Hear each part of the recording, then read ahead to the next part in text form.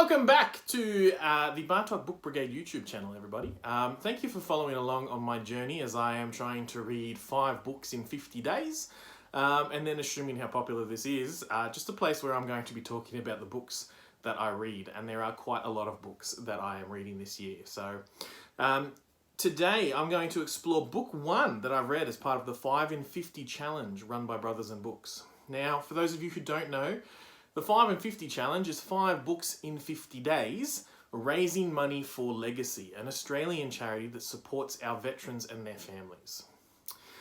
This is an incredibly important cause to me, growing up in a military family, but also I think a really important cause that we can all get behind, because in this year and last year with COVID, it's been extremely hard for charities to try and raise money in their traditional ways, and so they've had to rely really heavily on online donations.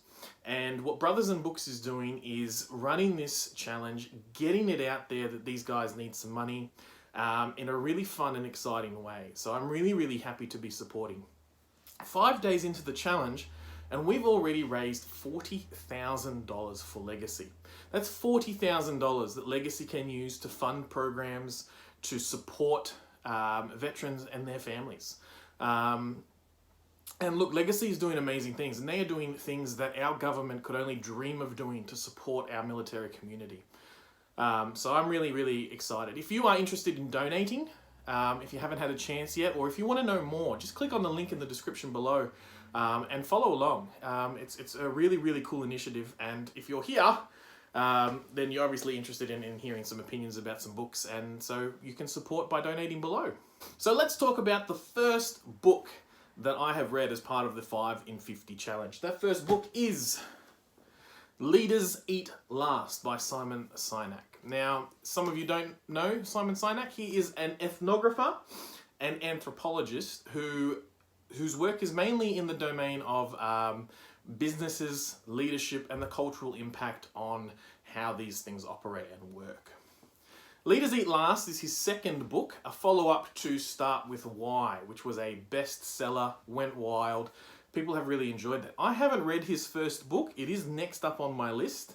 But as part of this challenge, I jumped in with Leaders Eat Last. Now, the reason I started with this book was because earlier this year, my boss showed us a TED Talk by Simon based on his Leaders Eat Last text. And it really resonated with me, and I really enjoyed listening to it.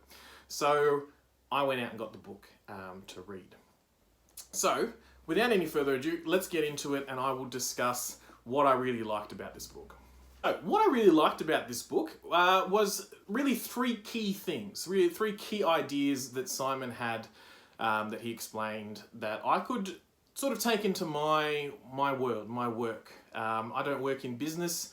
I don't work in a big organization like that. I am a primary school teacher, but a lot of these ideas can really apply to my workplace, so you don't have to be in business to enjoy Simon's work.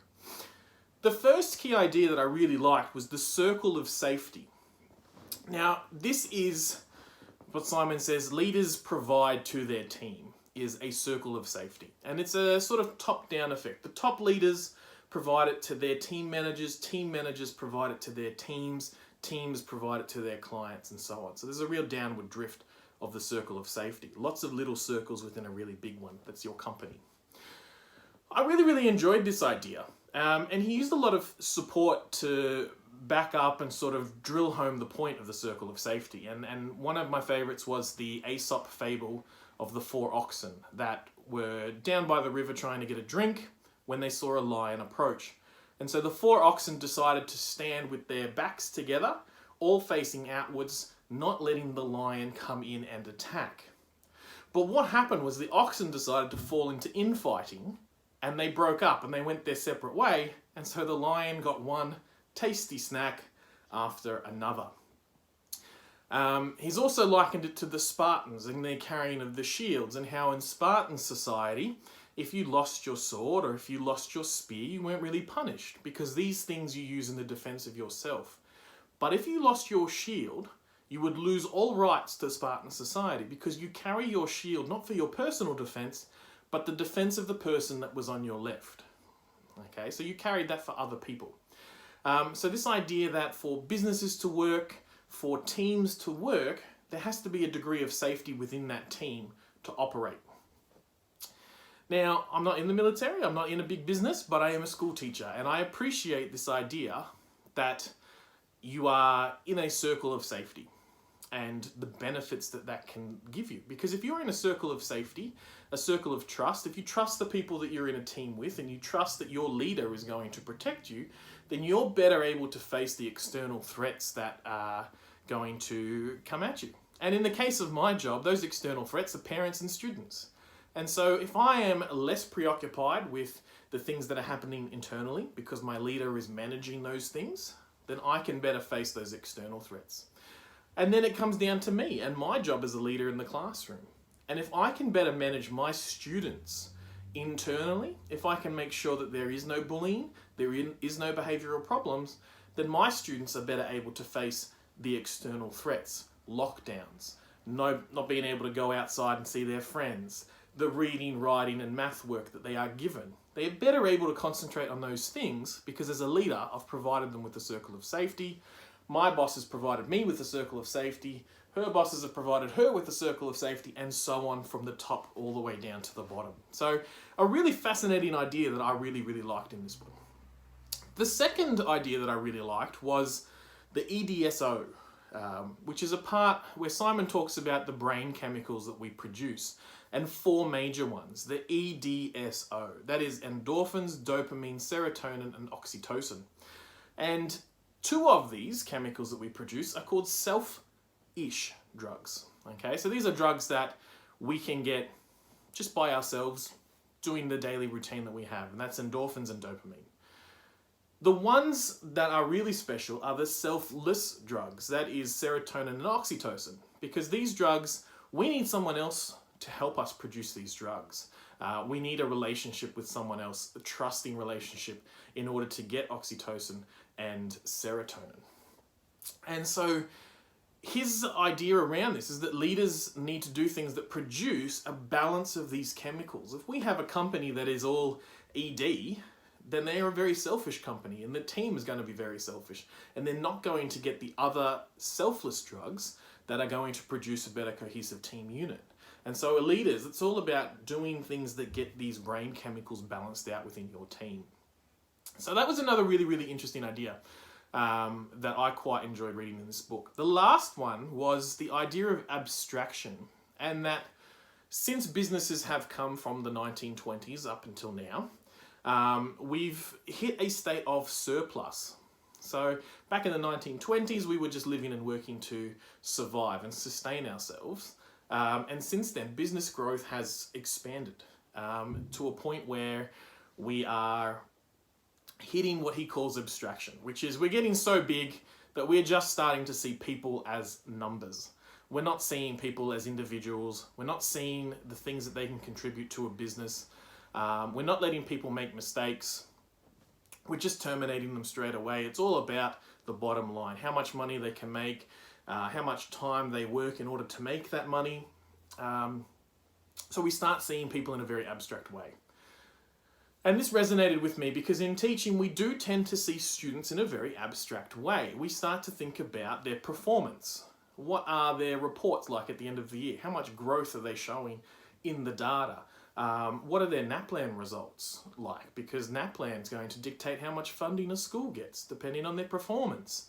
We're talking about the GAT and the students that are taking the GAT, and the numbers that they get at the end of the year get to dictate what they get to do going on to university and other things. And so we see students as these numbers.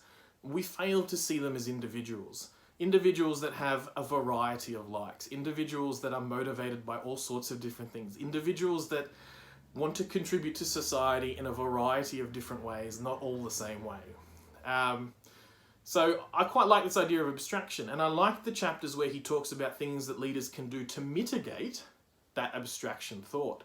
So what can we do as leaders to see the people that work for us, to see our team as more than just numbers, to see them as the individuals that they are.